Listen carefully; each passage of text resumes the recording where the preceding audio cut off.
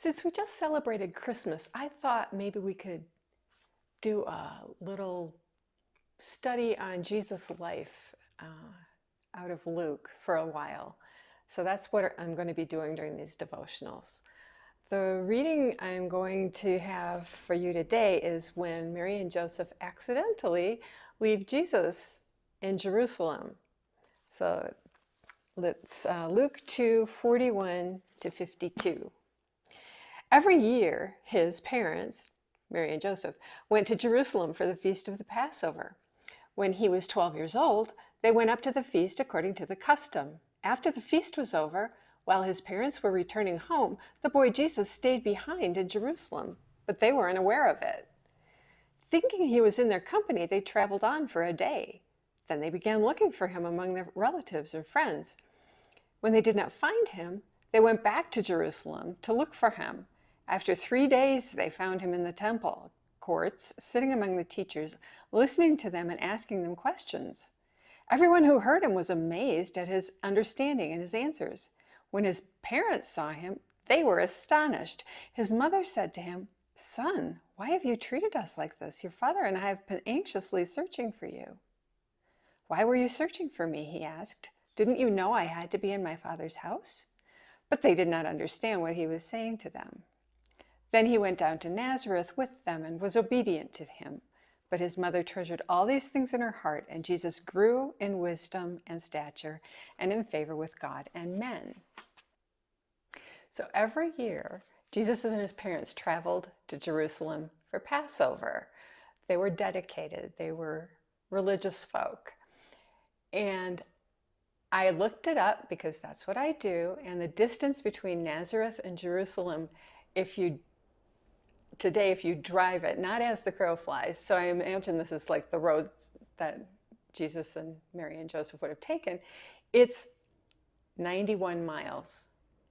Can you imagine walking from here to Mazzamila? That would be actually closer. That's a long way. And it took them 3 days. 3 days of walking with family and friends. It must have been just a lot of fun, though.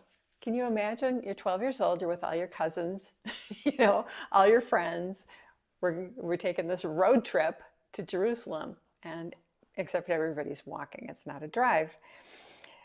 Getting lost in the crowd would be kind of fun when you're a young person. You'd be singing psalms together, I imagine. You'd be anticipating the hustle and bustle of the big city when Nazareth was only a few hundred people, I think. And then you'd get to celebrate the Passover meal together and have a whole festival. Interesting factoid, in 70 AD, that would be about 50 years after this, 60 years, I guess, after Jesus was in the temple, 270,000 lambs were sacrificed that year, AD 70. I mean, this was big stuff, going to the temple. Jesus had a lot more on his mind than just hanging out with his buddies, though. He was 12 and he was preparing to become an adult, to take his place in the religious community, the whole bar mitzvah thing.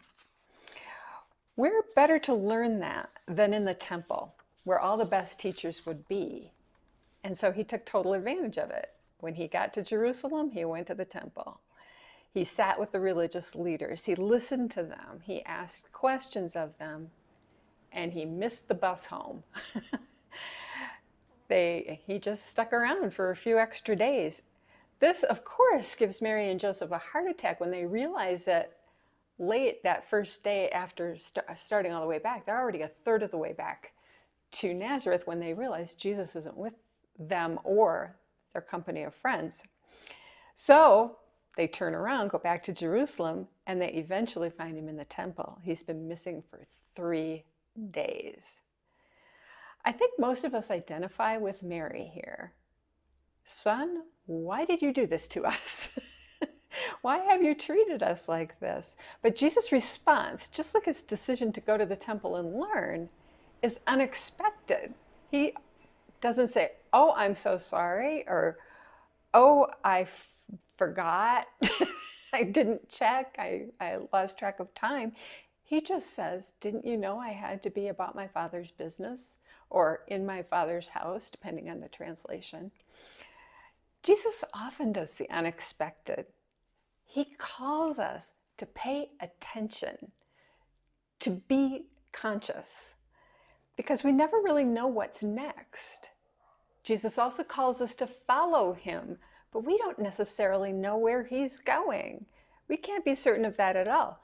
But we do know that it will be best because Jesus is God. All Mary can do at this point is ponder these events in her heart, and that's something we can do too. And when we ponder, we may come up with an aha moment. Of course, Jesus had to be in his Father's house. Or, of course, if we're following Jesus, something like this could happen. Jesus is in the business of doing his Father's work, and we can be too. Amen.